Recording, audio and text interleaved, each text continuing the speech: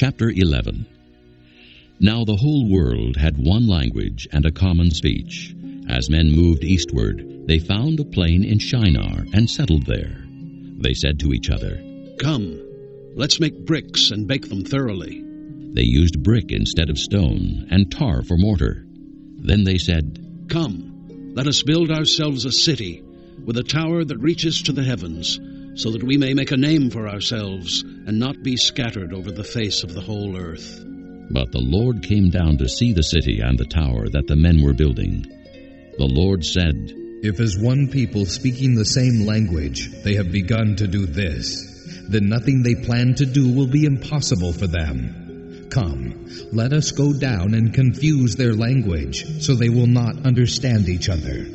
So the Lord scattered them from there over all the earth, and they stopped building the city.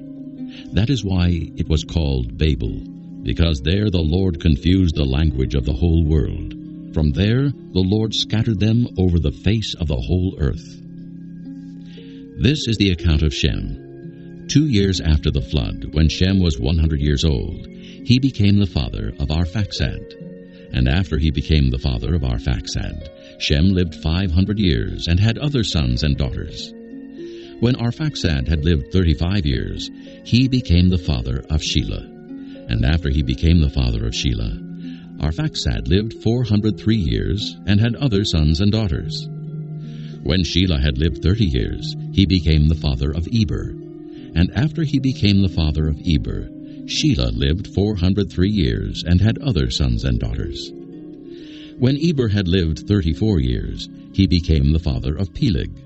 And after he became the father of Peleg, Eber lived 430 years and had other sons and daughters. When Peleg had lived 30 years, he became the father of Reu.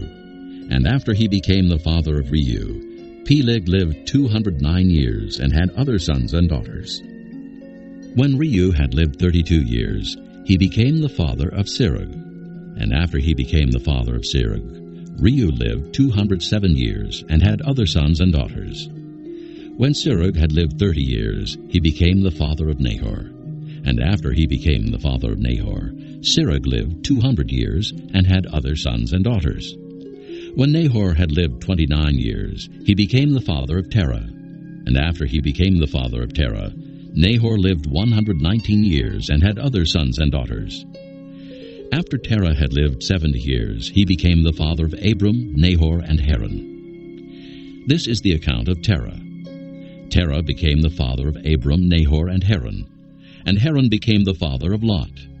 While his father Terah was still alive, Haran died in Ur of the Chaldeans in the land of his birth. Abram and Nahor both married. The name of Abram's wife was Sarai, and the name of Nahor's wife was Milcah. She was the daughter of Haran, the father of both Milcah and Iscah. Now Sarai was barren; she had no children. Terah took his son Abram, his grandson Lot, son of Haran, and his daughter-in-law Sarai, the wife of his son Abram, and together they set out from Ur of the Chaldeans to go to Canaan. But when they came to Haran, they settled there. Terah lived 205 years, and he died in Haran.